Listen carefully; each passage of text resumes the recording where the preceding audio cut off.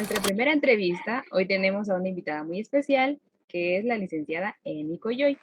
Así que Emi, sé muy bienvenida a este espacio que busca dialogar y que más que todo conocer tu experiencia en cuanto a aspectos de la presentación de un proyecto artístico.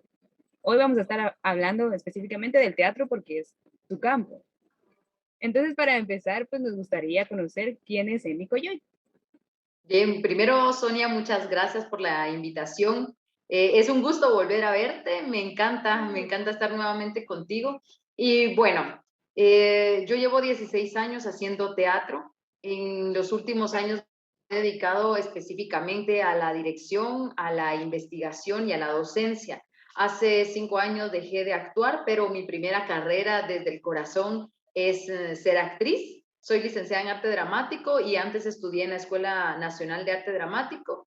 Y bueno, actualmente ya cerré el proceso de la maestría en estudios especializados en teatro también. Y también he trabajado en otras áreas como en la parte de adaptación de textos. No es lo que más no es lo que más me trae del teatro, pero sí lo he hecho, sí he trabajado también en algunas dramaturgias en actuación, también trabajo en docencia fuera del espacio teatral, doy clases de estrategias de comunicación lingüística y otra de las áreas que manejo es la docencia, ¿verdad? Todo el espacio de aprendizaje, procesos de aprendizaje, metodologías, estrategias de aprendizaje, que es la otra área que me ha ayudado también para fortalecer mis espacios de teatro, ¿verdad? La docencia.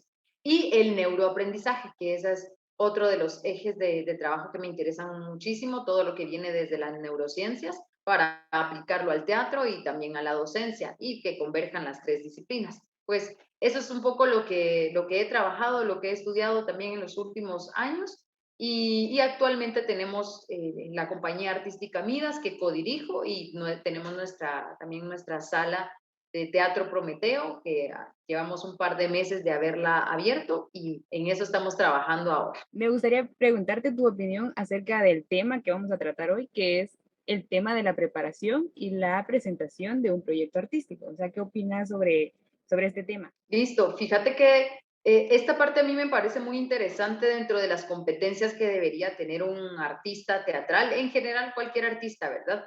Pero sí estoy bien clara que debemos tener un foco de como del objetivo de nuestro proyecto, de nuestros proyectos.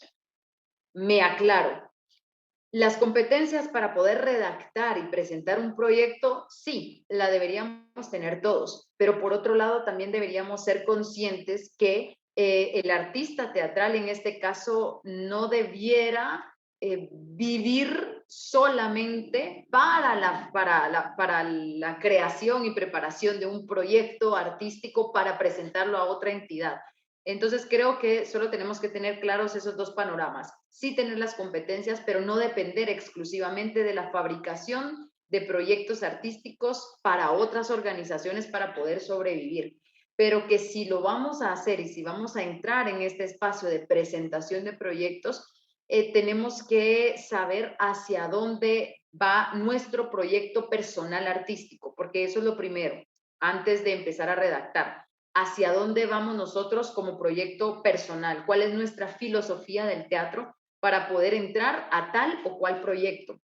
O cuando hay a veces convocatorias que lanzan así muy abiertas, primero tengo que leer cuáles son las bases, por supuesto, pero también tengo que leer cuál es la misión, la visión, la búsqueda de la organización a la que yo estoy solicitando un proyecto porque muchas veces, y yo creo que ese es uno de los grandes problemas que cometemos cuando somos artistas y presentamos proyectos, muchas veces entramos a cualquier convocatoria, sin importar de dónde venga, cómo sea, ni qué busca la organización, porque lo que estamos buscando son fondos.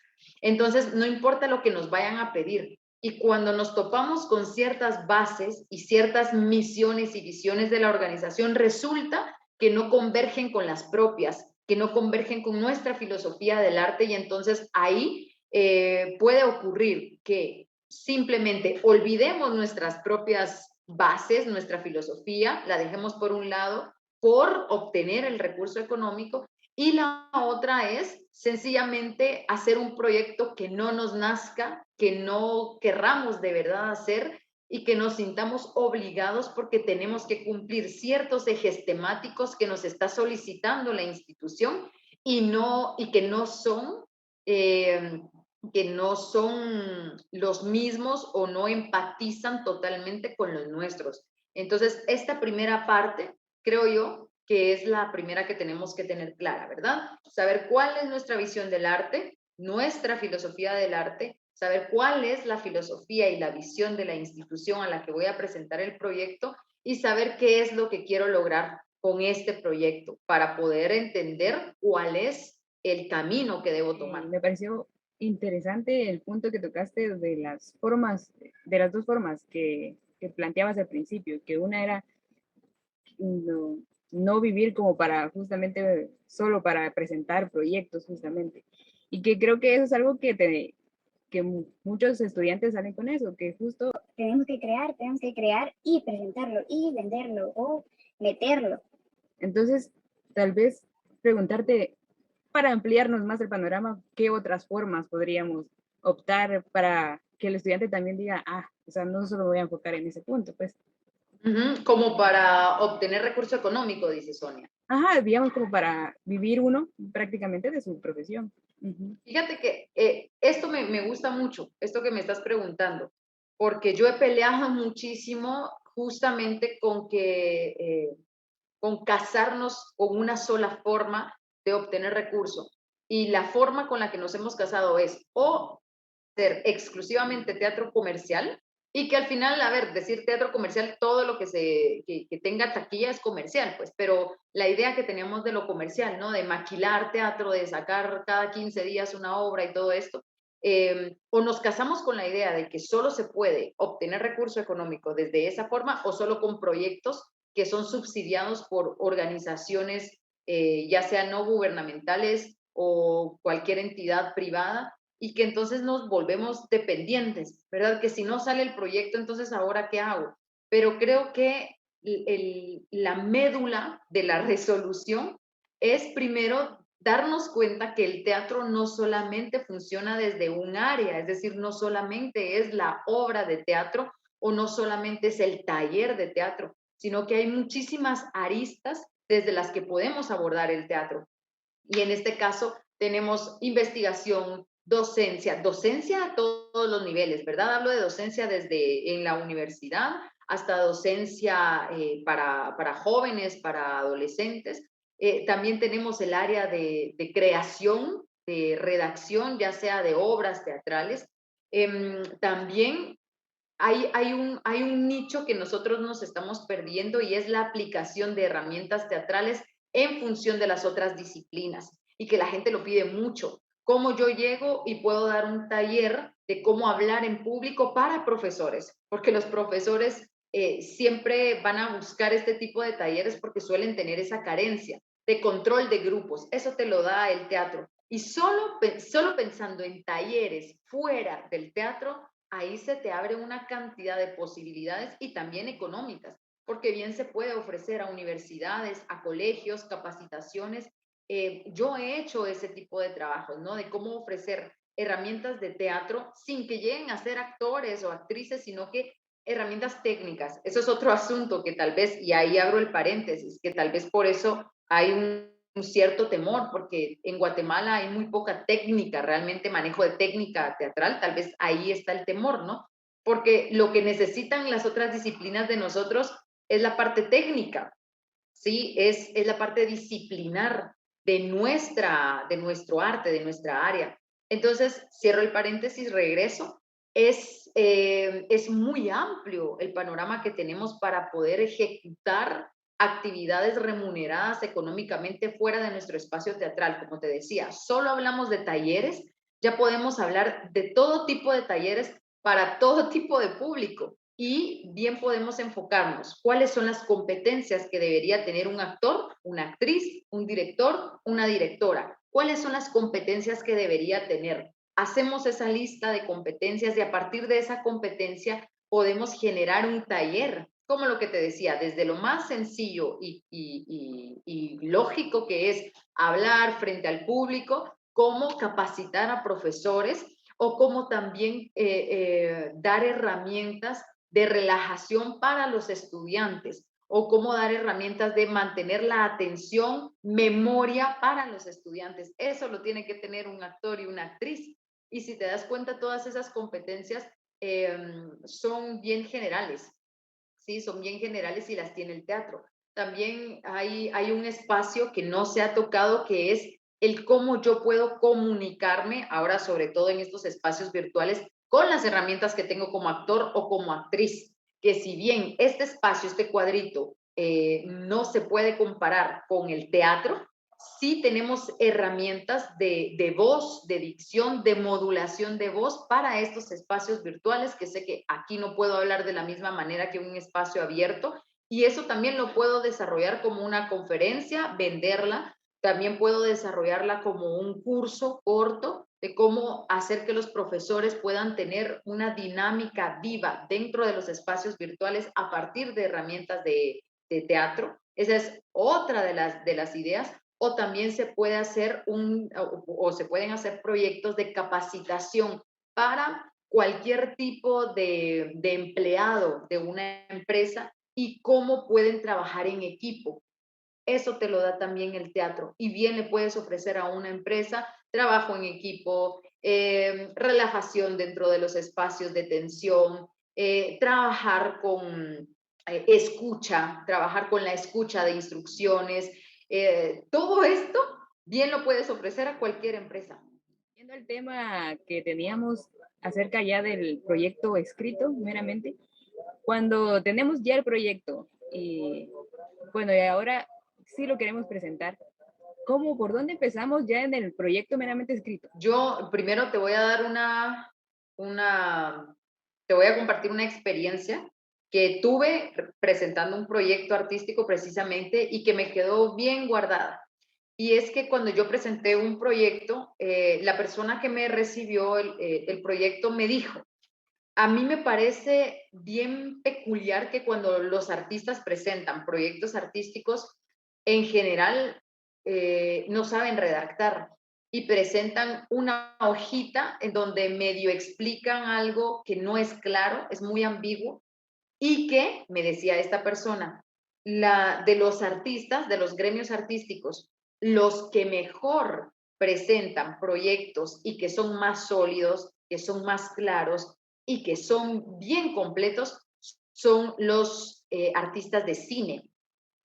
Y me decía, a ellos les tenemos que hacer muy pocas modificaciones, porque ellos presentan muy buenos proyectos artísticos, los tienen bien claritos, pero de ahí todas las otras ramas artísticas hay que regresarles el proyecto 8,000 veces porque no tienen claridad primero de cómo redactar en general. Esto ya es un problema, ¿verdad? Pero ahora redactar para un proyecto artístico y a eso agreguémosle que el artista se ha vinculado muchísimo con su parte emocional y entonces se resiste a estos procesos metódicos y sistemáticos. Se resiste a tener que minimizar su gran inspiración en un proyecto donde le piden objetivos, descripción, beneficiarios, y eso pareciera que le corta la inspiración. No, lo estoy haciendo así como en el chiste y la mofa, pero es que realmente esta persona eso me contaba, que se llegan los artistas a presentar proyectos de una hoja, a solicitar ayudas económicas, y es una página, si mucho una página, y una página doblada muchas veces en dos, y ahí vamos a hablar, si vamos a hablar de la redacción, por supuesto, pero aquí vamos a hablar también de la forma, ¿sí? No nos toman en serio como artistas porque piensan que nosotros somos exclusivamente la emoción, las musas, la inspiración, y que nos resistimos a entrar a procesos rigurosos. Entonces, esta persona me decía, me han entregado proyectos artísticos de una hoja doblada o viene en un rollito, literalmente, el rollito lo entrego y bueno, ahí me dice usted qué es lo que necesita y si no lo quiere es porque usted no acepta y no entiende mi visión del arte. Entonces esto lo cuento como introducción, como una experiencia de qué es lo que tenemos primero que cambiar como artistas a la hora de presentar los proyectos. Tenemos que proyectar una imagen diferente. Está bien la creatividad, está bien ir por la vida experimentando en nuestros procesos creativos, por supuesto, somos artistas, pero llega un momento en que tenemos que tener orden y saber en qué momento hacer qué cosa. En este caso, lo primero que tenemos que pensar a la hora de la redacción de un proyecto es que todo debe ser concreto, impersonal. Yo sé que para el arte hablar de algo impersonal es inaudito. ¿Cómo así? Si el arte surge de una. Pero nosotros podemos hacer esa división. Sí se puede. Entender que el que generemos un proyecto sistemático no va a romper con nuestro proceso creativo. No es que nos vayamos a volver acartonados o nos vamos a convertir en robots y que ya no vamos a crear y ya no vamos a fluir con la naturaleza porque nos pusieron a hacer un proyecto. No, hay que dividirlo. Todo ese bagaje emocional, toda esa inspiración, la vamos a guardar un momentito y la vamos a ordenar para poder redactar. Entonces, el primer paso es que la redacción debe ser impersonal y concreta. Nunca escribir, a mí me gustaría hacer un proyecto que ayude al mundo para poder, no. Y lo podemos escribir, pero la redacción, la gramática es la que va a modificarse, ¿verdad? En lugar de pensar, a mí me gustaría hacer un proyecto para la paz mundial, en lugar de eso puedo utilizar otras palabras. Se realizará un proceso de resiliencia para determinado grupo por medio de juegos teatrales que propiciará la resolución de conflictos dentro de comunidades. Y ahí estoy diciendo lo mismo, lo que quiero es la paz del mundo, pero lo estoy redactando desde una forma impersonal y totalmente más formal. Y después ver cuáles son los requerimientos específicos de la institución, porque todas las instituciones tienen requerimientos distintos. Podemos generar un proyecto eh, artístico base, ¿sí? Que es como lo mínimo que piden todas las organizaciones, pero no es posible decir, yo, Emi, sé hacer un proyecto artístico perfecto para todos, porque todas las organizaciones te piden cosas distintas. Pero hay una base que debes manejar, que es primero la redacción, ya decíamos impersonal, pero también la redacción clara de objetivos generales y específicos. La redacción también de la descripción puntual y lo más concreta posible del proyecto, sin que intervenga en esta redacción ninguna parte emocional. Justificación. ¿Cómo, cómo yo puedo expresar todo lo que quiero hacer en la vida real en un papel sin que me lleve 80 hojas, ¿verdad? ¿Cómo puedo ser concreta para poder atraer la atención de la persona que lo va a leer en la institución y decir, esto me interesa? La justificación importantísima es por qué quiero hacer este proyecto, cuál es el motor de este proyecto, siempre en forma impersonal.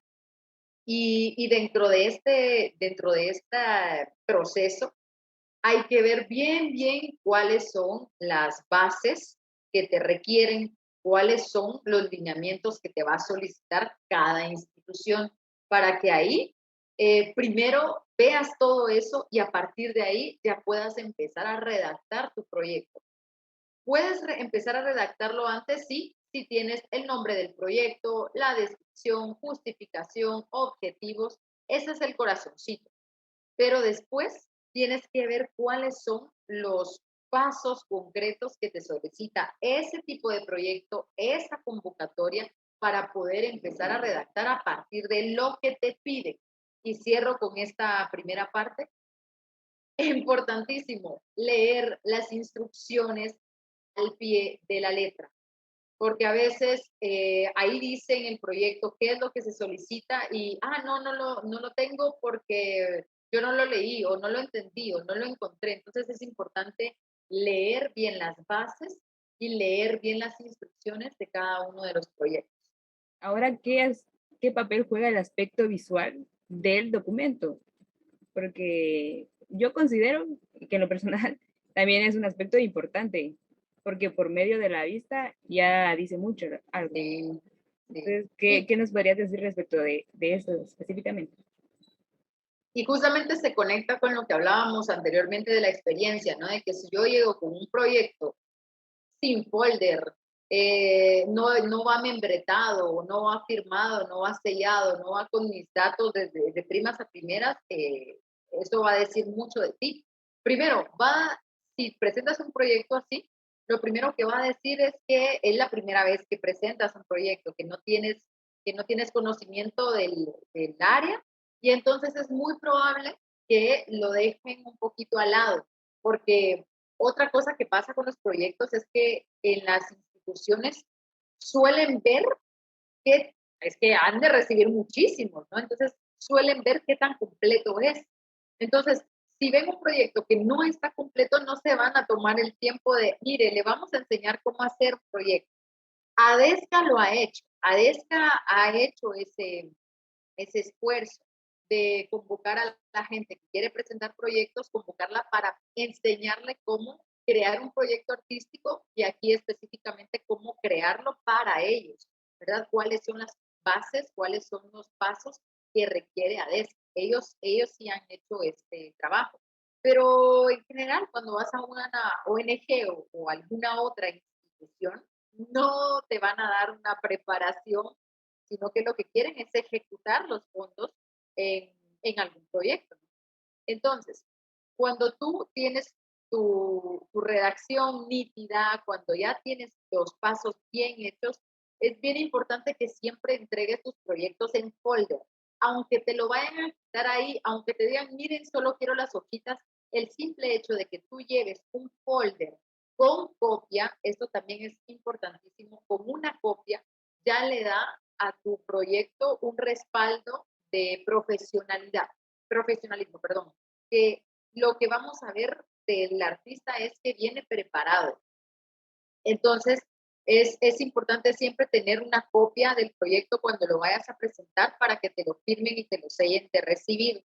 Esta firma de recibido bien puede ser que tú quieras generar toda una copia de todo el proyecto o solo de la primera página que contiene el nombre del proyecto, tus datos, los datos de la institución a la que le pides y, eh, y que en esa página tú le puedas colocar un espacio de firma y sella de entregado y de recibido. Puede ser solo como la carátula, ¿verdad? Pero que el hecho de que tú lleves esa hojita o ese proyecto copia, mire, fírmeme de recibido, eso también le da a la institución una sensación de seguridad de que esta persona ya ha hecho esto varias veces, entonces sabe cómo funciona. Lo del folder importante. Otra cosa que también se recomienda es que si bien está muy bien que lo trates de presentar bonito, en folder, con hojas no dobladas, ¿verdad? Tampoco le inviertas demasiado en que se mire exageradamente bonito, que eso lo que hace es más engorroso el proceso de verlo. Un ejemplo, evitar meter hojas en las hojas plásticas, que a veces se presenta como se va a ver más bonito, más presentable. Esto hace que la persona que recibe el proyecto tenga que sacar la hoja si quiere hacer alguna anotación y volver a meter la hoja. Eh, entonces, eso podemos usar esas hojas plásticas si hay alguna hoja en especial que solo tenga una imagen y que queramos protegerla, pero con eso es suficiente. Si nuestro proyecto está constituido por varias fases o varias divisiones, estas divisiones sí es importante que las hagamos en el proyecto escrito.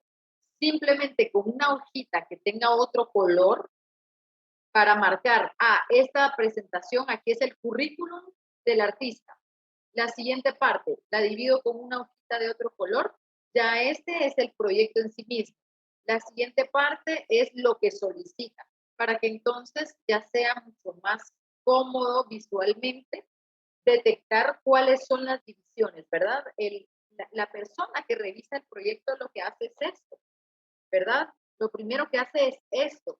Y si ve que todo está revuelto, que no hay divisiones, que las letras están muy pequeñitas, que no está justificado el texto, eso ya nos va a generar un poco de desorden visual, ¿verdad? De, uy, bueno, me voy a tener que sentar a leerlo más detenidamente, porque ahorita no entiendo qué es lo que quiere.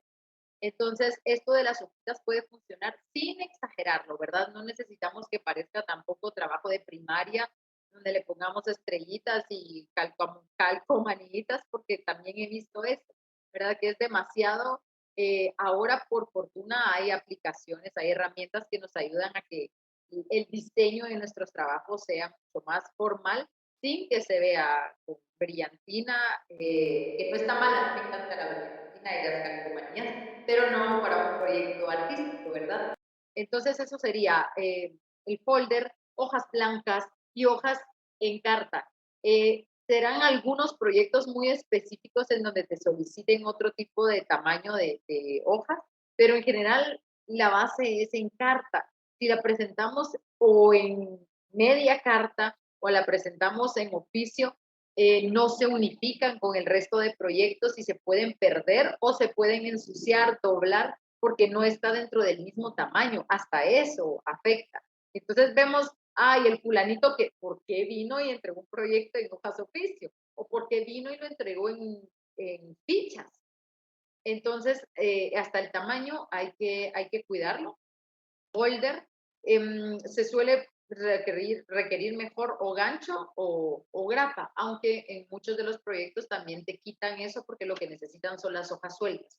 Pero por primera presentación es mejor que tú lo lleves en ese orden, con sus divisiones, y en la primera parte debería haber una hoja en donde estén tus datos y el nombre del proyecto así llamativo en grande para que la persona que lo abra vea, estos eran los que estaban pidiendo para hacer el segundo Teatro Nacional, perfecto, y aquí están sus datos, los voy a llamar, para que todo esté en la primera página y no tengan que buscar demasiado dentro del proyecto la información para contactar. Ahora mencionaste algo de que justo ahorita con la tecnología y todas las plataformas o aplicaciones que ya surgieron para justo diseñar mejor el trabajo. ¿Tú qué programas utilizas para hacer esas presentaciones o recomiendas que se utilicen? Yo utilizo Word así normal, pero para Ujú. hacer las carátulas sí utilizo Canva, que es lo más sencillo. Y lo que me he dado cuenta también de esta aplicación es que como tiene la opción de descargar en PDF o en JPG, no nos hace demasiada complicación y tiene diseños bastante sobrios. Y de hecho, si buscas y escribes en la plantilla y escribes presentación de proyecto, te presenta una serie de diseños que son justamente sobrios. Hay otra aplicación que también te ayuda como para hacer este tipo de presentaciones, para descargarlas, que es Geniali, pero en este caso Geniali sí creo que es para otro tipo de público. Sí lo puedes utilizar en algún momento, pero tiene diseños más juveniles, infantiles, y esta aplicación funciona más para presentaciones audiovisuales porque tiene mucha interacción entre los recursos que utiliza y no te da la opción para descargar ni en PDF ni en JPG a menos que compres un plan. Pero hay ciertos elementos que tiene Geniali de colores, de paletas de colores, que a mí me parecen interesantes cuando son proyectos tal vez más para colegios, más para instituciones educativas, porque es más atractivo visualmente. Y digo atractivo por los colores, sobre todo por los colores. En cambio, Canva sí busca más ser más profesional. De hecho, Canva está hecho para profesionales que no saben de diseño, que no sabemos de diseño y que ya está prefabricado para que tú solo tengas que acudir a una plantilla que un especialista o un grupo de especialistas, en este caso diseñadores, ya generó para ti. Entonces, creo que Canva y han hecho unas actualizaciones en PowerPoint que creo que también son valiosas, porque ahora ya el PowerPoint ya no es esa cosa cuadrada, plana, con WordArt que usábamos nosotros hace 1000 años. Ahora hay plantillas también en PowerPoint que sí ya han asumido el espacio del diseño para profesionales. Entonces ahí también es una opción, ¿verdad? Pero yo en mi espacio prefiero utilizar siempre Canva. Un punto importante dentro de todo proyecto artístico es el valor que le vamos a dar. Entonces creo que ahí variamos también en cómo medimos, cuánto vamos a cobrar, cómo vamos a darle ese valor monetario a nuestro proyecto artístico. Entonces quisiera que nos orientaras un poco cómo lo has hecho tú. Lo primero que tenemos que saber es que es bien difícil para nosotros como artistas poder regular la parte económica, ¿no? Porque a veces todavía tenemos duda de si entramos como servicios o como productos. Todavía tenemos en alguna parte esa duda. Y como no tenemos una agremiación que haya generado una, ¿cómo se llama esa tabla? Como la tabla de cotización de donde no te puede salir, que de hecho, por ejemplo, los locutores lo tienen, como la tabla de cotización de precio que puede proponer un profesional. La cámara de radiodifusión la tiene. Entonces, digamos, si un locutor va a hacer, está agremiado, claro, está agremiado y va a hacer un anuncio radial, hay un costo por minuto, hay un costo por segundo, hay un costo por tiempos. Entonces, para ellos es más sencillo porque van a su tabla que ya está regulada y van a ver, voy a hacer, me pidieron mi voz para 5 segundos de un anuncio, por ejemplo. Entonces voy y veo cuánto tengo que cobrar, porque ahí no puedo cobrar ni más ni menos, porque por eso mismo es que está regulado. Aquí sí entramos nosotros con un conflicto y ese es el primer conflicto, que no estamos agremiados y que no existe esta tabla. Tiene un nombre técnico que en algún momento tal vez lo recuerde, pero no existe esta como tabla de cotización profesional y por eso es que todo el mundo cobra lo que se le ocurre. Unos cobran excesivamente mucho más de lo que su trabajo realmente vale, porque no son profesionales y están cobrando el triple, el cuádruple de un profesional. Y cuando hablo de profesional no estoy hablando de alguien que tiene un cartón, ¿verdad? Hablo de alguien que sí sabe y que maneja su área artística, en este caso el teatro. Y hay gente que es que tiene muy buen nivel profesional y que está cobrando una nada. Y que la gente por eso mismo es que no consume nuestro trabajo dentro de una regularidad, porque bien puede haber alguien que te cobre 100 quetzales por 20 horas de trabajo y bien puedes ir y encontrar a alguien que te va a cobrar 1000 quetzales por 2 horas de trabajo. Entonces es un rango demasiado amplio. Yo he tratado de, yo he tratado de encontrar ese equilibrio eh, que sea lo más justo posible para mi trabajo como profesional y para las personas que vayan a contratar mi servicio. En este caso, yo lo trabajo como servicio. Lo trabajo primero por hora, por tiempo. ¿Cuánto vale una hora de mi tiempo? Y a esto le agrego, por eso es que tenía también la idea, pero se me fue, la tablita de cotización de los locutores. Sí, sí me ha ayudado a poder generar un poco más de conciencia de cuánto vale mi tiempo. En este caso, ellos lo empiezan a cobrar por segundo. En mi caso, yo lo empiezo a cobrar por hora. No trabajo menos de la hora, ¿verdad? Sino que es de paquetes, digamos así, por hora. Entonces, primero tienes que hacer una conversión de cuánto vale tu hora de tiempo de trabajo, pero en relación también a tu conocimiento. Si tú tienes que ser bien consciente de eso. Si tú eh, no eres profesional en el trabajo, acabas de empezar, tal vez tienes, qué sé yo, 5 meses de empezar con este trabajo, pero alguien te llamó para poder hacer un taller o para poder dar una clase, lo más ético es, uno, no tomar el trabajo, eso es lo más ético, y llamar a alguien que sí sepa hacerlo y que tenga las herramientas. Dos, si de verdad hay una gran necesidad y que lo necesitas hacer y que te llamaron, qué sé yo, para dar clases de actuación y solo llevas 5 meses de hacer teatro o una cuestión así, entonces lo más ético y justo es que primero midas tu tiempo en relación a lo que sabes, que no será demasiado porque solamente son 5 meses y no tienes demasiada preparación y puedes requerir ayuda de un profesional, entonces ahí tienes que meter el costo de ese profesional, ¿no? Entonces es pensar por hora y por conocimiento. ¿Cuánto tiempo llevas haciendo lo que haces? ¿Cuánto tiempo llevas de preparación? Y hablo de preparación de cuántos cursos, cuántos talleres, cuántas especializaciones, cuánta preparación, esa es la parte del conocimiento, cuánta preparación has tenido para desarrollar tu área de trabajo.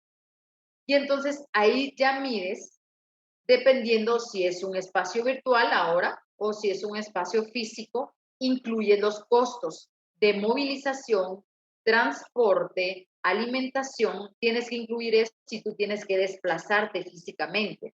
¿Cuánto te cuesta el pasaje si vas en bus? ¿Cuánto te cuesta la gasolina si tienes un tramo muy largo? A eso le agregas si es un tiempo en donde haya un tipo de alimentación, entonces incluyes la parte de la alimentación y puedes hacer también la inclusión de la renta del lugar en donde vives o si alquilas una oficina. Tomas el costo de la renta y eso lo vas a dividir cuánto pagas al día por esa renta.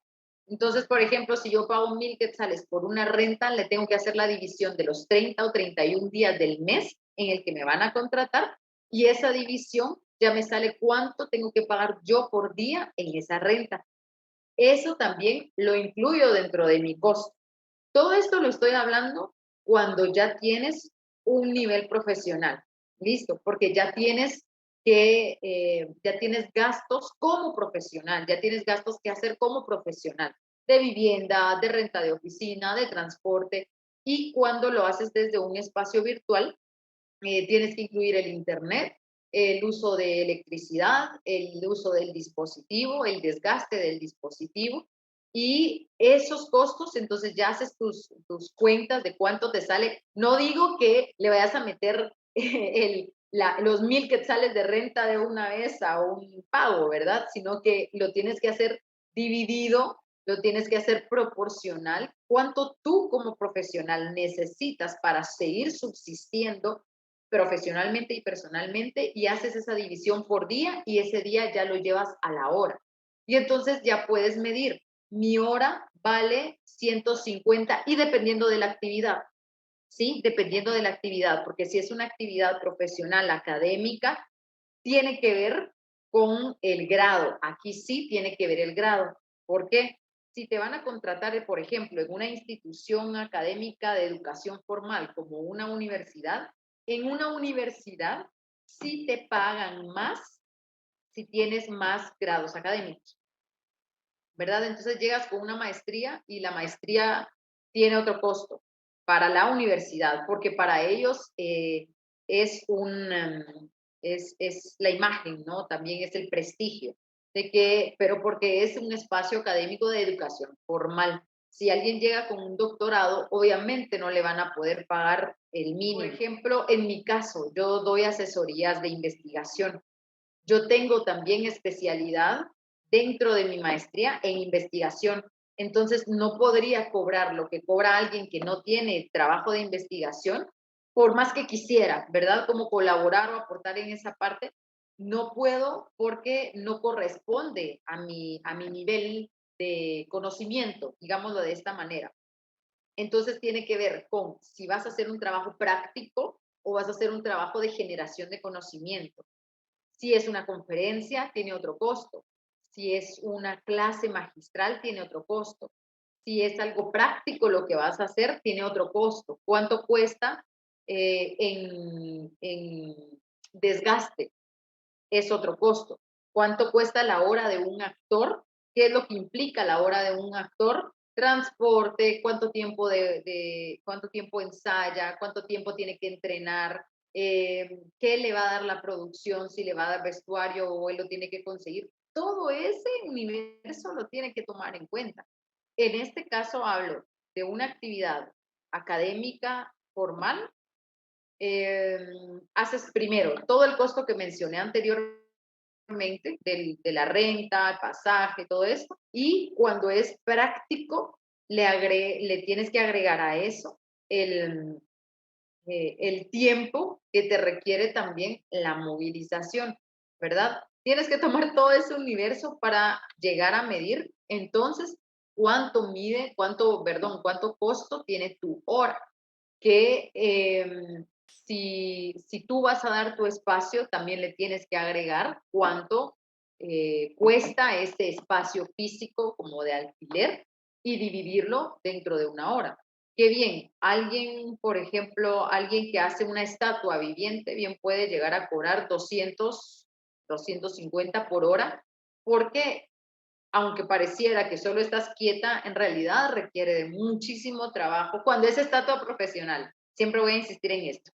No, en verdad, no. Cuando es estatua profesional, cuando es un profesional de las artes escénicas o del arte corporal, sí requiere de un trabajo grande y que puede costar 250 una hora de trabajo de este tipo físico.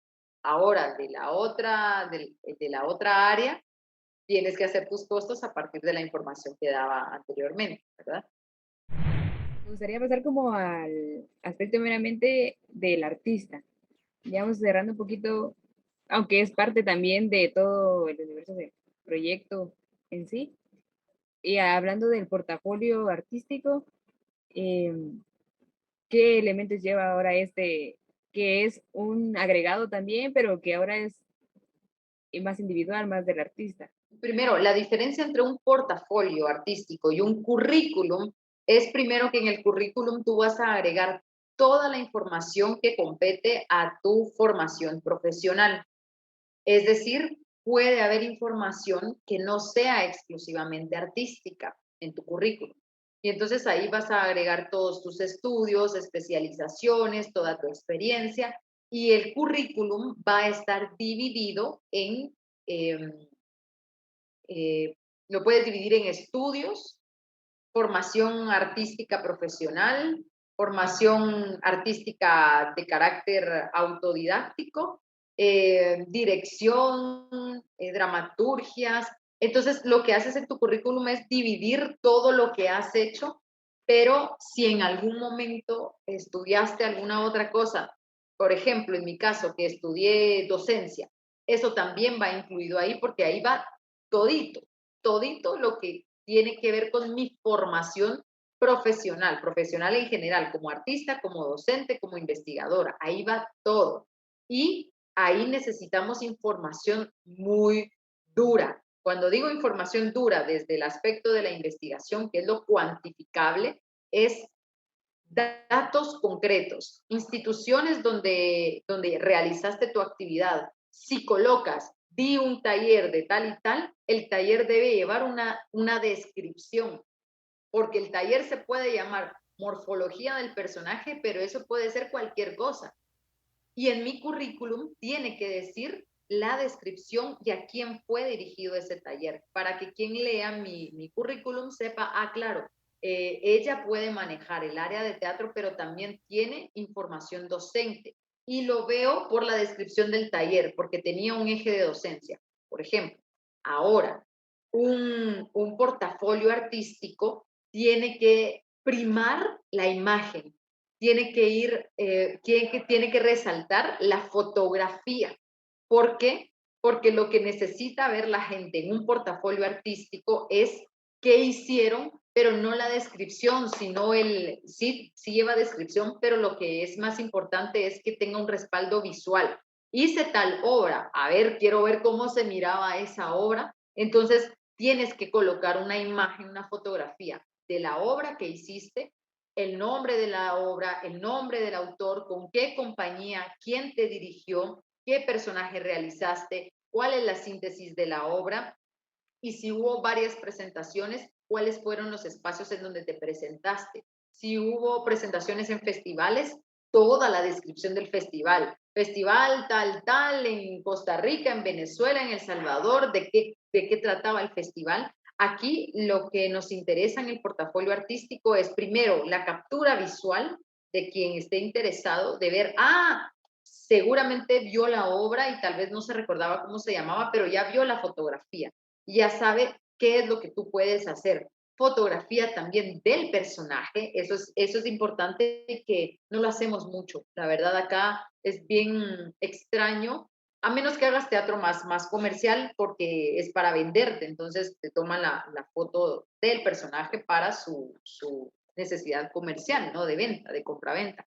Pero no lo hacemos mucho, esto de tomarle la foto al personaje y entonces tú en tu portafolio deberías tener la caracterización de tus personajes, ¿no? Entonces tienes la foto de la imagen, perdón, la imagen de la obra, de la plástica escénica, todo en conjunto, y una fotografía del personaje que hiciste en esa obra. Entonces ya la persona puede ver la caracterización de ese personaje y aquí por eso insisto en que es más de imágenes y la información queda, sí tiene que ser muy específica, pero la información queda abajo de la imagen, no es antes.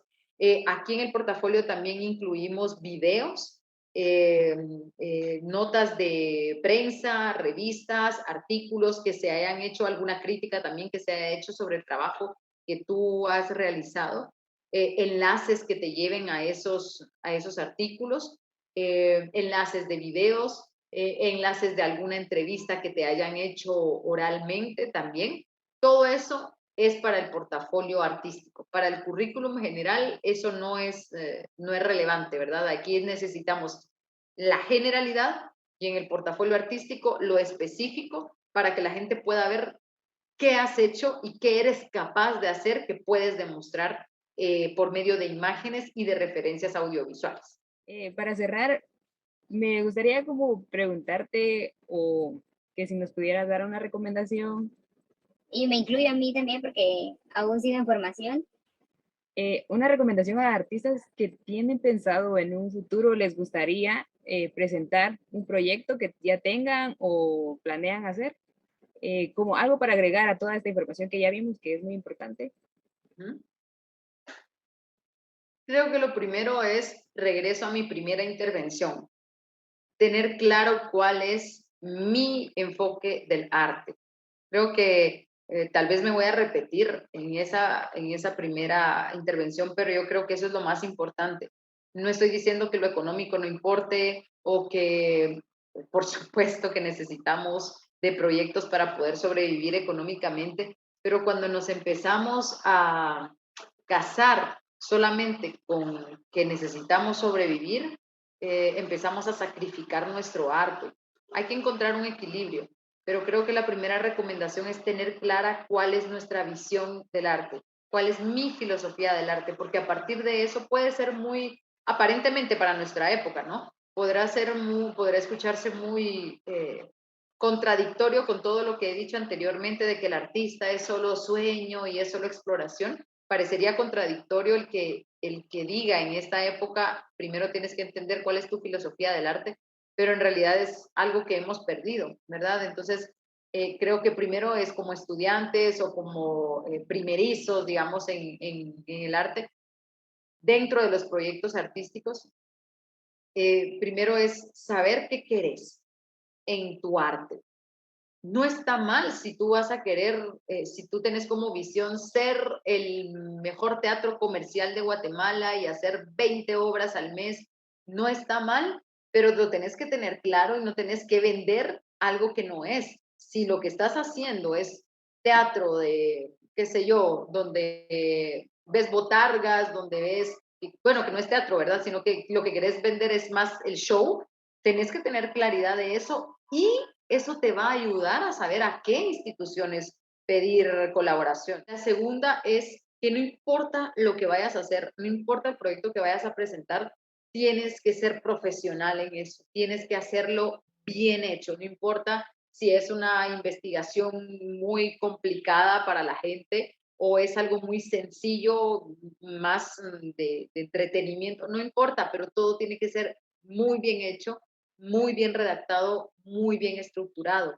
Y creo que la última recomendación que me viene en este momento, porque a veces cuando ya tienes los procesos en mente es, "Ah, no, esto también lo hubiera dicho", pero en este momento em, es que el artista de verdad debe comprometerse con el lenguaje, con el idioma, porque es nuestra forma de presentarnos.